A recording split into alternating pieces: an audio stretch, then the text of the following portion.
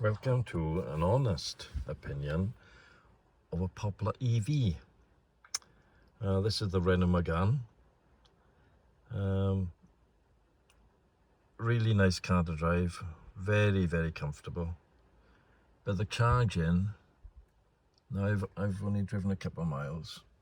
As you can see, this was charged up last night. I think it was charged 235 miles. And that's a full night charge with Octopus. And with Octopus Energy, it's a really good way of doing it. They'll give you like time slots throughout the night of when you're going to get electricity to your charge point to charge your car. So, and they'll do this in advance. As soon as you connect your power point to your car, they'll tell you that between 11:30 and 12 you're going to have charge. Between 12 and say 1:40 you'll have charge. Then you might miss a bit. Then 3:45 to 4:50 you'll have charge, and it'll go on like that. And it's really cheap. Like last night, this car, I think it had about 150 miles, so it charged up about another 80 odd miles, and I think it costs, oh god, £3 perhaps to do that. Not even that, probably. It's really cheap. And what I tend to do is I program my tumble dryer so it does all the tumble drying in the same period that the car gets charged. So my tumble dryer bills are really cheap. I know it's funny. It is a really good way of doing it though. The dishwasher, exactly the same. It all gets done exactly the same time as the car's getting charged. It just lowers your overall house bills, you know. And yeah, you learn these little tricks along the way. So if I've got to do anything that uses a lot of electricity, it gets done when the car's on charge, because yeah, why not, you know. So the car itself, really comfortable, lovely to drive. Couple of quirks. I pump the tyres up every weekend because, as you can see, they're all different now today. I know the temperature of the tyre makes it fluctuate, but these were all set at 2.6, every tyre was. And now look at it, they're all shapes. But the Renault electrics, they're not the best. You get all sorts of little different things popping up, you know. But you got the camera, driving assistance, there's all sorts on here. CarPlay, Android Auto and all. I don't bother with that. I'm too old for that nonsense. I just generally put the radio on. Air quality, parking assistance again. It's got a beam all the way around. If anything comes near, the car starts beeping.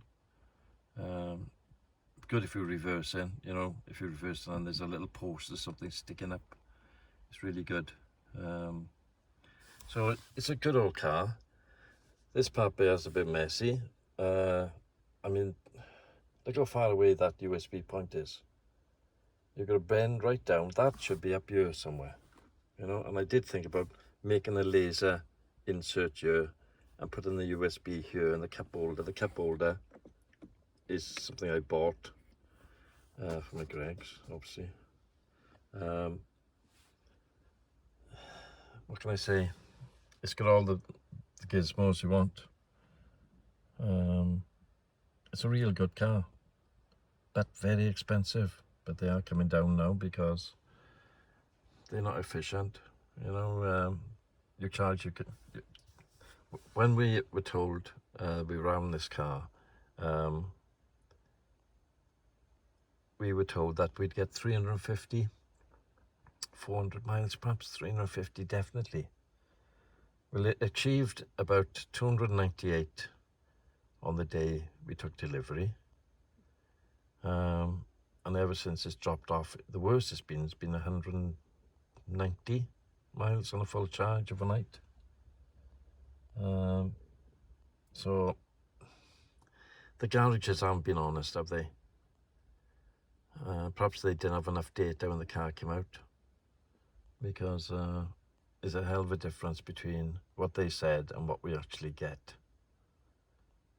Regularly, I get just over 200 miles on a full charge.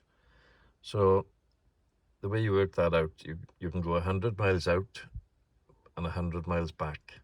100 miles is nothing. You know, I can go down to Tenby in West Wales, that's 60 odd miles, 65 miles, and I can get back. So it's not too bad. Newcastle Emlyn, again, about 85 miles back. I could probably get to Bristol from where I live and back, but I couldn't go to London. I'd have to stop in Bristol, get a charge again, and then go on to London. It's good for commuting. It's really fast. It's got a sports mode. I don't know if I can show you. I'll try now. But yeah, we're ready to go now. This is in comfort mode. Let's turn that aircon down. We've got a comfort mode on here now.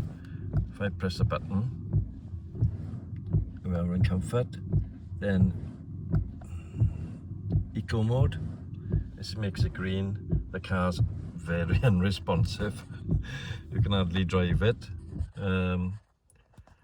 It is what it is. It's trying to save fuel.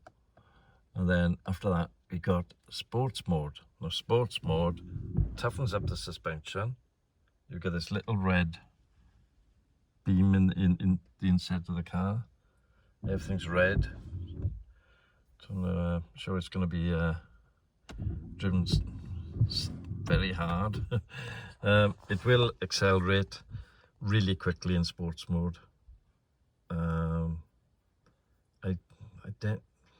tend not to use it that much because it is a bit dangerous. It'll wheel spin, you know. So we press the button here again, and we can go from sport to personal. Now, personal, I've set this up so the suspension is quite stiff. It's very responsive on the accelerator.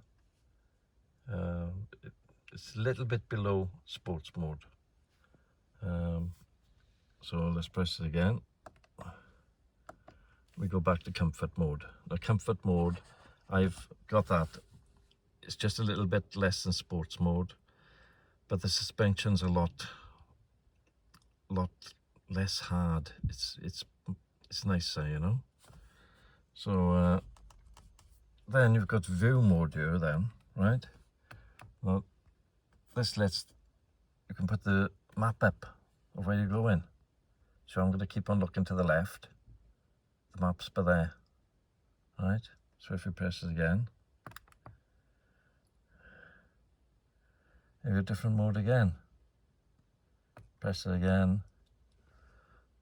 That's the one I generally have.